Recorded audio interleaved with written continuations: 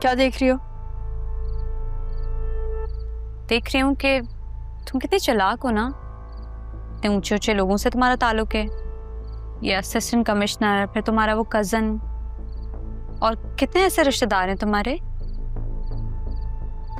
तुम कौन होती हो ये पूछने वाली? रिश्ते में तो तुम्हारी बहन लगती हूँ, पर समझती नहीं हूँ। मेरी सबसे बड़ी नासमझी यही तो है। और तुम्हें लगता है कि तुम समझदार हो। पसंद करता है वो, शादी क्यों नहीं कर लेती? तुम्हारी करवा दूं? या काशिफ से कहो तो? बताओ, करनी है?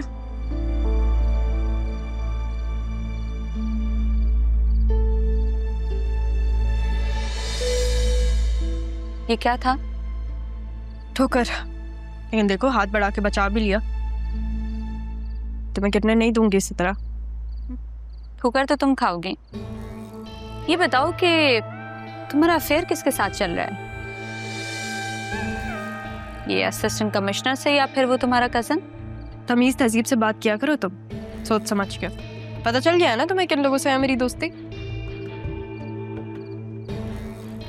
तो फिर अगर समझदार होती तो ये ना कहती। सोचो, अगर मैं दादी का केस दोबारा खुलवा दूं तो? जानती हो ना?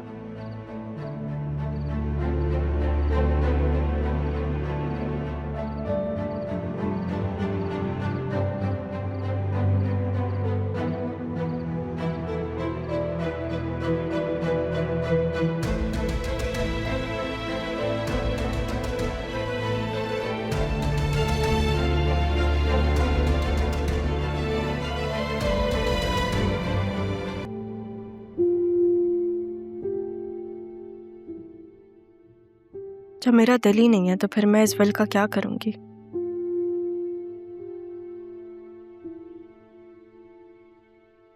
सरियन ऐसे कैसे बात कर सकता है बतूल के बारे में?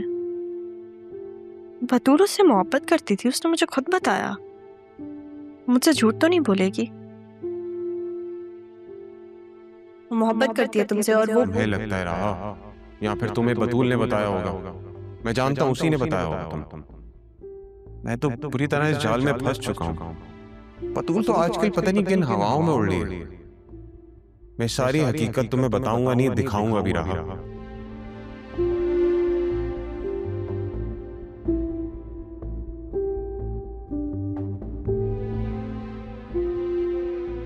अरमान ठीक कह रहा था। न जानने तो मुझे और मकरूज कर दिया। मुझे नहीं चाहिए ये सब। क्या करूंगी मैं इन सब का? मेरी जॉब है मेरे पास, मैं खुद कर लूंगी। मामू जान जाने, मुझे नहीं चाहिए इसमें से कुछ भी। और नाना जान भी नहीं है।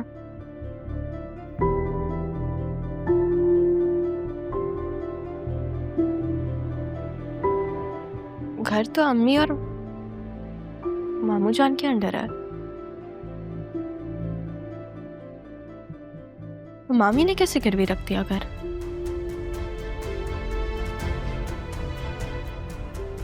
उनको तो बिजनेस के बारे में कुछ भी नहीं पता। ये सब कौन कह रहा है उनको करने को?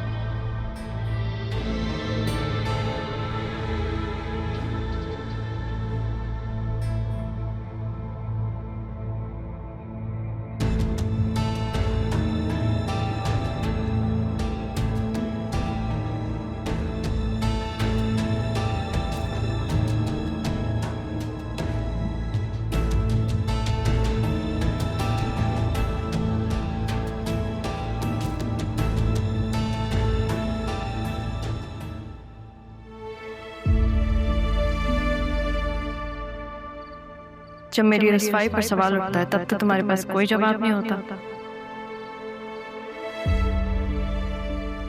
अभी भी खामोश हो। अरमान, तुम्हारे पास ऐसा कुछ नहीं है जो तुम मुझे दे सको।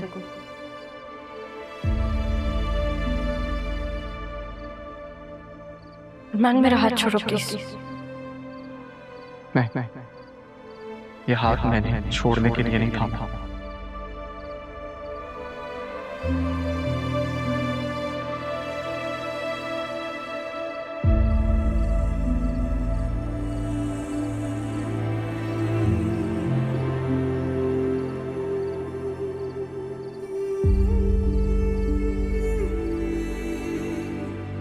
क्या बात है? कहाँ खोया मेरा बेटा? और अकेले अकेले क्यों मुस्कुरा रहा? कुछ नहीं अम्मी, बस सोच रहा था कि कभी कभी अचानक से दिल का हाल बता के दिल कितना हल्का हो जाता है ना। कह तो तुम बिल्कुल ठीक रहे हो, लेकिन तुमने अपने दिल का हाल किसे बता दिया? राहा के पास गया था। क्यों? आप ही ने तो कहा था कि वो बैरिस्टर साहब से विल की कॉपी लेके राहा को दे आना, तो वो ही देने गया था। हाँ सच। तो फिर क्या कहा उसने?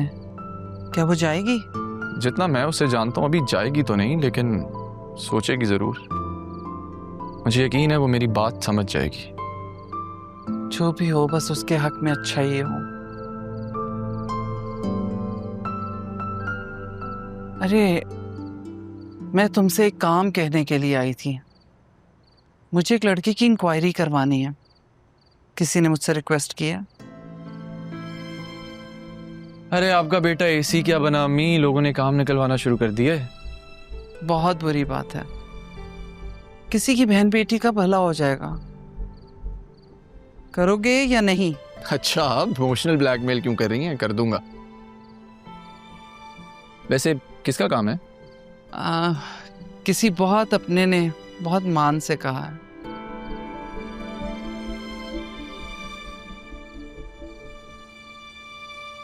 आज वेदर अच्छा है ना, हवा बहुत अच्छी चल रही है।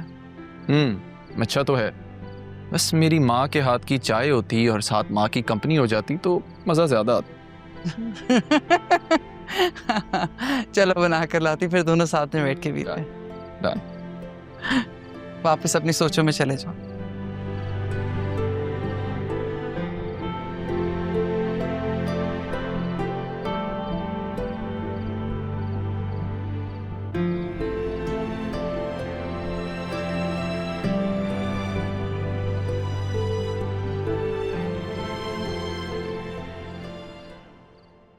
सरियन, पहले भी जब हम मिले थे तो मैंने तुमसे कहा था कि मुझे तुमसे बात नहीं करनी, तो फिर आप क्यों आए हो यहाँ पे? मुझे तुमसे बहुत जरूरी बात करनी है, इसलिए मैं दोबारा दूंगा। किससे मिलने आए हो? काम क्या है तुम्हें? एक ही दफा बता दो। राहा, एक दफा मेरी बात सुन लो। मैं अपने लिए नहीं आया हूं यहाँ पे, मैं तुम्हारे लिए आया हूं। वो जो घर तुमने छोड़ा था वो वैसा नहीं रहा।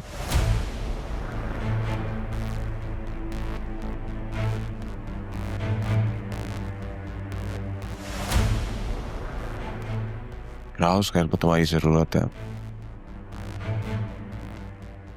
अदील चाचू को तुम्हारी जरूरत है, बतूल को तुम्हारी जरूरत है, चची को तुम्हारी जरूरत है।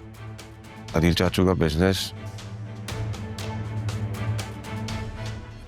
मुझे लगा कि मुझे एक दफा तुम्हें इन्फॉर्म कर देना चाहिए।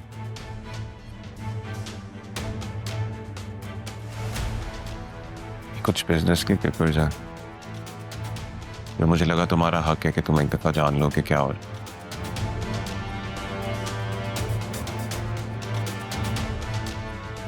तो तुम देख सकते हो।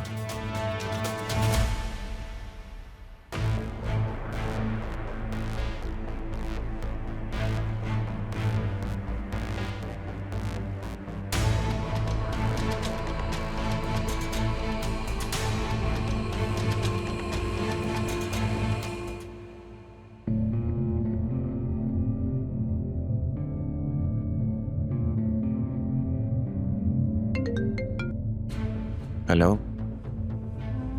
डैड, मुझे नहीं लगता कि हमें राह पे ज्यादा मेहनत करने की जरूरत पड़ेगी। जी